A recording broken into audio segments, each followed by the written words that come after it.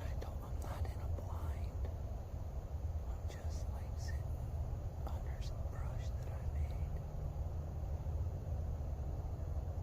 I didn't spook them or anything, but they're very curious of what I was doing. Nodding their head and stopping. The first doe came in stomping real heavy.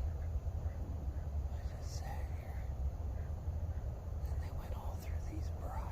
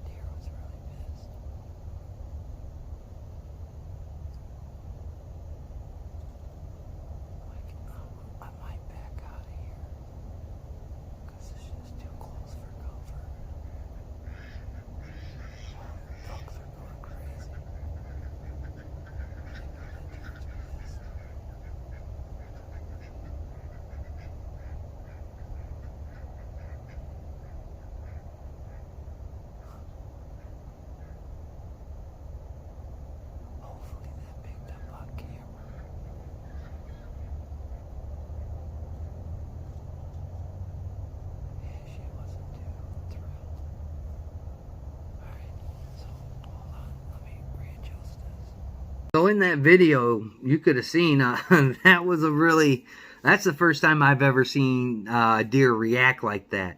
My philosophy on that situation is either she was really threatened by the cover scent that I used, because I used some doe scent. Maybe she thought there was another dominant person in there, or she just really couldn't figure out either where I was or what I was doing there. That's the first time I've seen a deer be that aggressive towards me. And you gotta understand, I was sitting up underneath some brush on the ground. I wasn't in a blind.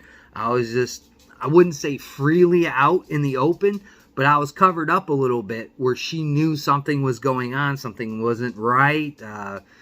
She didn't feel right. And again, I didn't get a good glimpse of if she had her little offspring with her.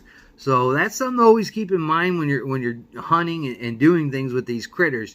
When you start getting on the level of them, and I really had nowhere to go. That's the first time that I've really felt like my crossbow is not going to be the option here, and I actually had my hand on my gun.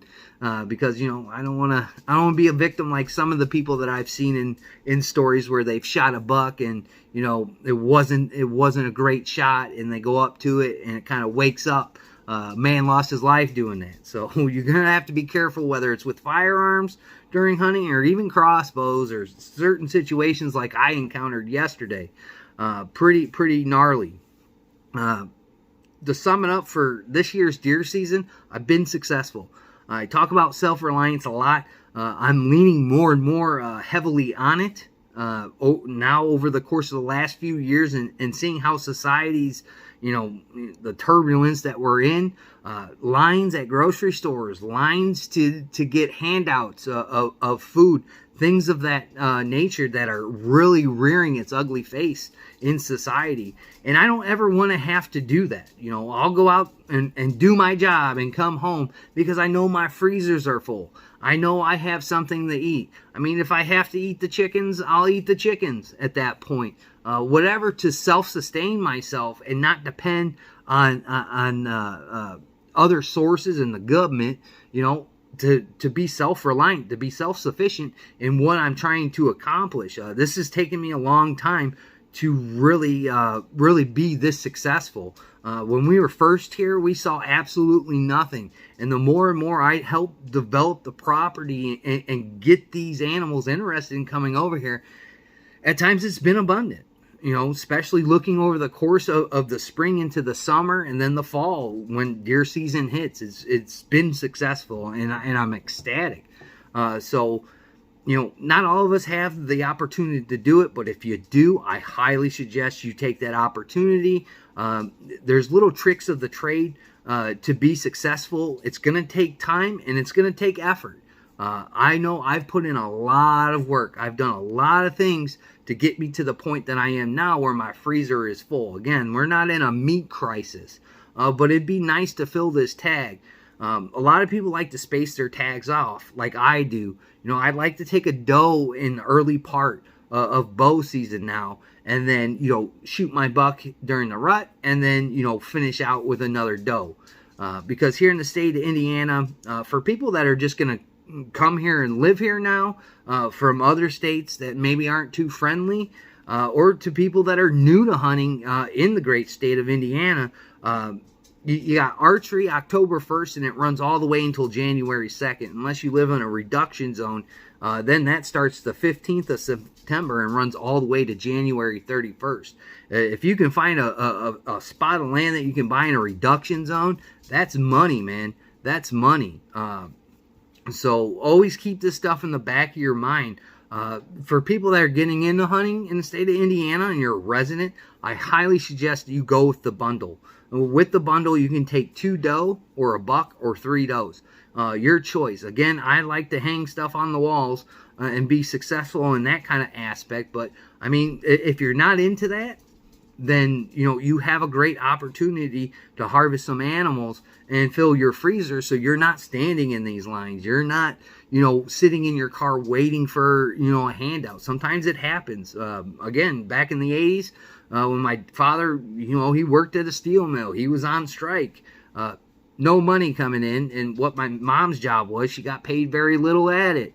You know, there's certain times in life where you have to look at these kinds of measures and take them when they're given to you and they're presented to you.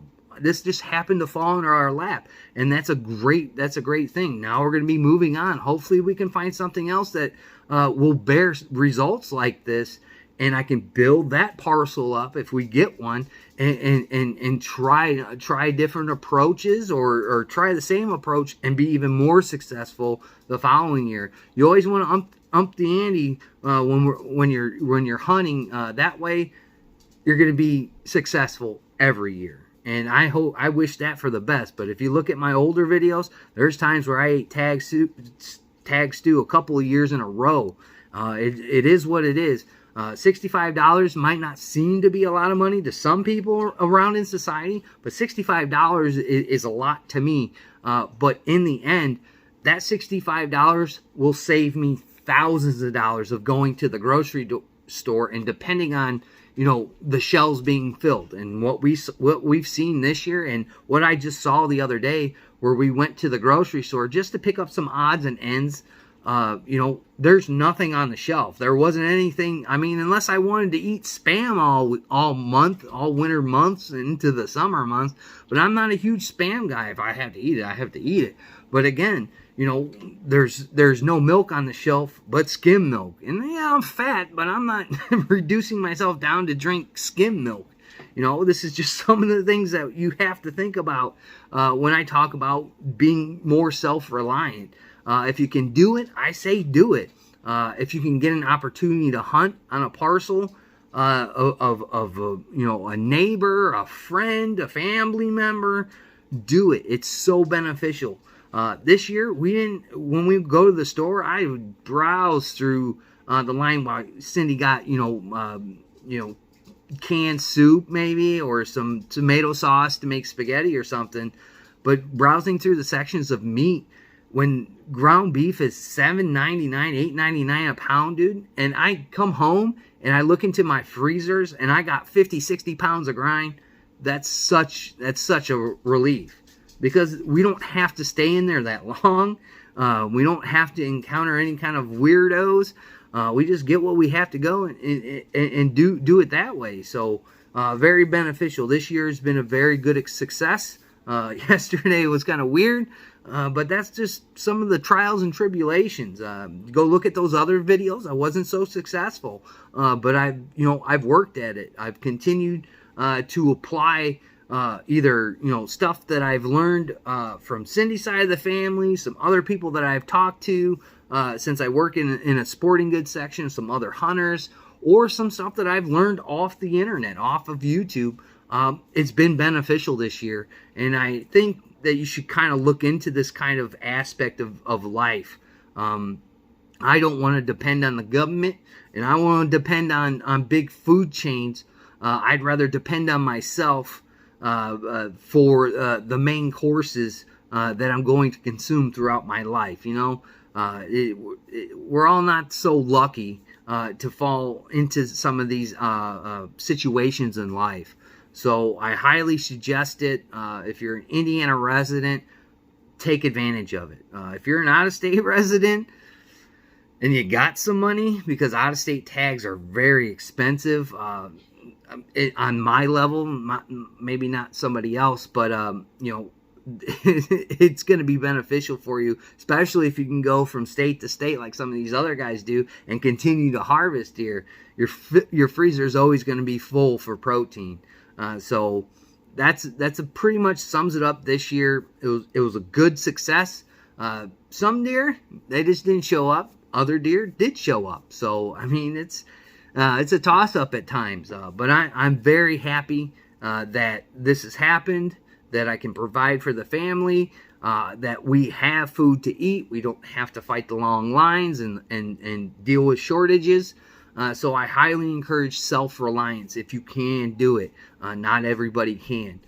With all that being said, I'd like to thank my old and my new subscribers and just the people that zip through. I greatly do appreciate it. Please like, comment, share, and subscribe. Share it out onto the internets. Please do that for everybody that you watch on this platform and others. like always, guys, we'll catch you in the new year.